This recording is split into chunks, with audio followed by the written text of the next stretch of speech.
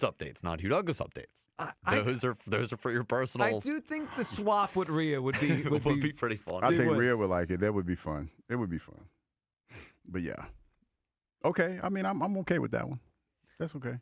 All right, before we go any further, Hugh Douglas, you know what we need to do right now? What we got to do? We got to talk to our guy, Ross Tucker Football Podcast, of course, NFL on CBS, and Eagles preseason. We heard him on Saturday night against the Pats. One more of these as we get ready for the start of the regular season. Ross, how you doing? I am doing fantastic, fellas. How are you guys? Oh, awesome. Ross, excited to talk to you and ready for the start here of the season in a couple weeks. But one more preseason game. Ross, curious after the game on Saturday, your perspective on the backup quarterback battle. Number 2 is started Andy Dalton, and then Tanner McKee came in. He played really well. It just, I'm confused at this one, Ross, because usually by now you got a sense. I don't have a sense. I would go with Tanner, but I know the Eagles traded for Andy Dalton for some reason. Where do you think about what you've seen so far? Well, I'm going to start with the decision by the Eagles to trade for Andy Dalton in the first place. My read on that was, I guess, twofold. One is, and this has been proven out for decades now, certainly over the last decade, the Eagles care more about the third-string quarterback than any team in the league. Like even last year when they really liked Tanner McKee, and he played so well in the preseason, and he had won the game the year before at the end of the season against the Giants in Week 18. They still brought in Sam Howell to be the number 3 quarterback last year. They want a number 3 that they feel comfortable can win them a game if they have to go win the game. They don't want like the Vikings last year, Max Brosmer. Some of these teams end up playing guys nobody's ever heard of. The Eagles basically refuse to ever be in that situation. That's number one. But I think the bigger read or takeaway, Howie Roseman is a lot of times one move ahead of everybody else or what we're thinking. And I really thought, Joe, that he thought a situation would come up where he'd probably be able to trade one of these guys. Meaning, let's say a team loses their backup quarterback, kind of like the Detroit Lions when Bridgewater, retired again. Mm-hmm. That would have been a perfect situation for the Lions to say, well, we need a guy. Like, let's go get Andy Dalton. Whereas other teams, let's say Geno Smith got hurt for the Jets. Would they give the keys to Cade Klubnik for the whole year? Or would they say, you know what, let's throw a third-round pick to the Eagles for Tanner McKee, and let's give him half a season. Maybe he's the guy. Like, maybe he just needs an opportunity. So I think they were trying to give themselves options for potential trades and depth, and now we'll see how it unfolds. I just don't know what Tanner McKee's done for them to no longer feel comfortable with him as the backup. He wasn't great in Week 18 against the Commanders, but again, he was playing with backups against the Commanders starters, and he still wasn't that bad. I agree. And early in that game, when Devontae was still in, before he got his he got his catches and yards he needed to get, the ball was moving, and then it stopped. Ross with us here, Ross Tucker. Ross, you mentioned depth there, and one area that I felt it the first 2 weeks, and I'm sure you're excited to talk about it, is I feel way better about their offensive line depth this year than I did last year. I thought last year they were almost uncharacteristically a little thin compared to other years, and I feel differently this summer. Just watch them. MarKael Bell, it looks like they got something there. Willie Lampkin is awesome and so much fun to watch. And even a guy like Drew Kendall. Ross, we had Jordan Davis on with us a few weeks ago from camp and asked him, like, hey, just give us a player that we're not talking about that stood out to you. And he's like, man, Drew Kendall is really good. So, Ross, your perspective on the O-line, especially the depth you've seen in these two games, because it looks to me like they got some players that could play behind the starters. Probably the biggest positive from this training camp and this preseason. Because you could come into the year saying, okay, the only guy that we know can hold it down if he has to go in a game is Fred Johnson. And Kendall's probably going to be okay at center, but what about guard? And what about the depth? And what about lanes heir apparent? And all of these things. Now, Kendall, I've had people tell me they think Kendall might be the most improved guy on the team, to the point where, keep this in mind. Kendall's the next guy to go in, kind of like I was for most of my career. He's the next guy to go in at center and both guards. What that means is it's highly likely Drew Kendall starts football games for the Eagles this year. Brett Toth played a bunch of snaps last year at center and guard, a bunch of snaps. That's Drew Kendall now. I feel really good about him. I feel better about him than I did about Toth last year. And then obviously even behind him, to have Willie Lampkin playing the way he is, it's just the guy was 5'10 and 3/4. He's 5'10 and 3/4. There hasn't been a guy under 6 foot play offensive line in the NFL since 1991. It's just an incredible story, but he's good. He's legitimately good. I'd like to see him in more one-on-one pass protection situations at guard, because that's probably what will be the most difficult for him. But he's really played well. And then MarKael Bell.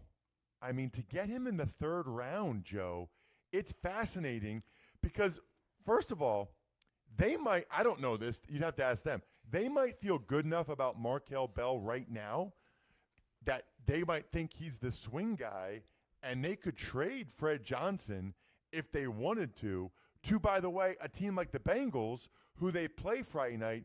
The Bengals don't really have a swing tackle. The Bengals have a couple guys competing. It's not going well.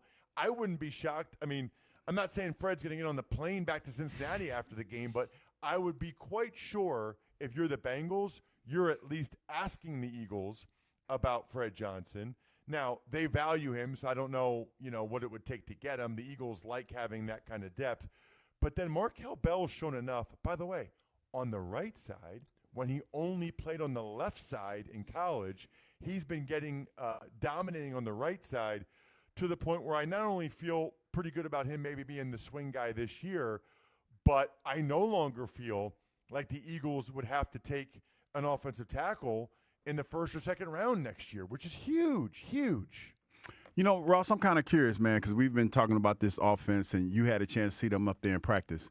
What have you gleaned from the little bit of the offense that you've seen, and how do you think it's going to look when we get to that first game? Yeah, these are the right questions. The defense is super talented. I'd be surprised if they're not a top 5 defense.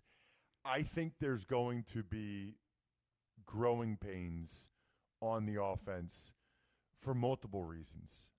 Not only are they putting in basically an entirely new offense, most of the guys have never played in it.